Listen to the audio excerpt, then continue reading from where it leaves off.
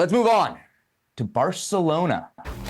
Barcelona, speaking of things the producer loves, they were eliminated from the Champions League by PSG on Tuesday, opening the door for speculation about their next manager. We know Xavi's leaving over the summer, and Rafa Márquez, who according to Sam Martin and Moisés Llorens at ESPN.com is one of the top candidates to replace Xavi on a full-time basis, despite the fact that up until a few months ago, Márquez was only looked at as an interim option. Herc, what do you make of the changing winds around Rafa Márquez when it comes to the Barcelona coaching vacancy?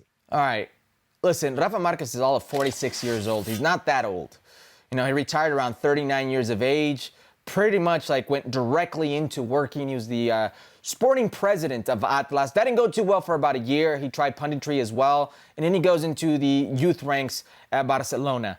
He's never coached a first team anywhere. He doesn't have that experience. Now, they're looking at Rafa Márquez not because they think he's the best qualified person for the job, but because Barcelona right now doesn't have the funds, the economic structure to go out and get a Thiago Motta, to get a coach of a certain pedigree. He's a cheaper option. He's in-house. He knows the players. Here's my worry for Rafa Márquez. He's got a few things going against him. Rafa Márquez is stepping into what most would consider a toxic environment at the moment. A first team that may be divided. A lot of young players who lack experience with a lot of promise, sure, but that veteran core, without a doubt, at odds, maybe against each other. You already saw Gundogan and Araujo and what's come about at that. And how much Xavi has struggled. And Xavi, albeit very briefly, had first team experience, and we saw the way that went. This isn't an easy scenario to manage. Nonetheless, it's a situation that I don't think Rafa Márquez can say no to. You almost have to take it if you're Rafa Márquez. My worry here is, if you look at from 2000 on, all the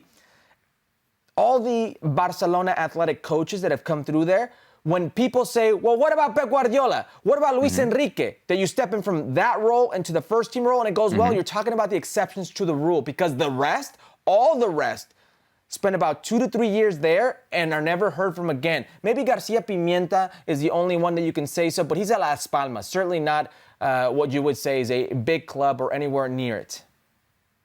You sound pessimistic, man.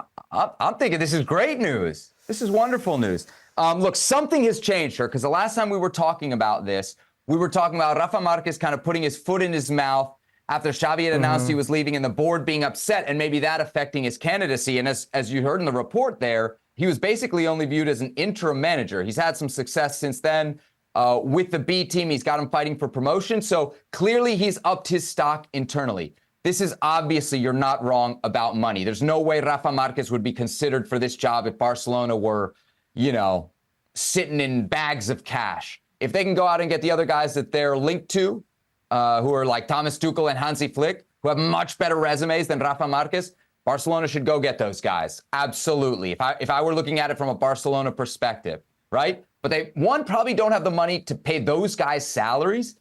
And beyond that, they probably don't have the money to tell those guys honestly, hey, come here and we can support you. So they're in a spot where this is maybe the best choice they have, if not the only choice. And I think if you do look at the history, Herc, there's a history of Barcelona at guys who have coached the B team and had success. You named them, Pep and Luis Enrique. They also had Messi there, which of course is no longer something Xavi Hernandez, Iniesta, Rafa Márquez Messi would have at his disposal. But there's a track record there. And if you don't have an option, which economically it sounds like Barcelona don't, I think Barcelona could be very confident moving forward, given the past and given what Rafa Márquez has done recently with the B team. And by the way, not to say what it would mean for Mexican soccer.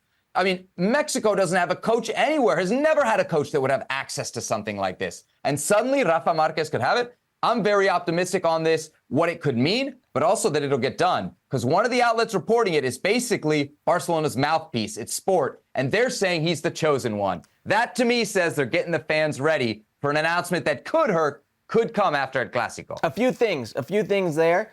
You mentioned those exceptions to the rule. One of them had Xavi Hernandez, Iniesta, and Messi, and the other one had Messi, Neymar, and Luis Suarez in their best moment. Historic teams and tridents, if you will. The second thing I was going to mention, Hugo Sanchez, he's here in the LA studios. He was on Aro Nunca earlier, got to talk on Hugo Sanchez. He reminded us that Rafa Márquez may get the opportunity he never had.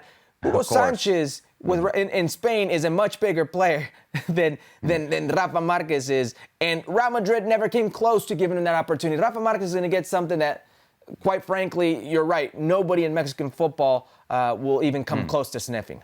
Yeah, man. Nobody in North American football. Just be a crazy opportunity.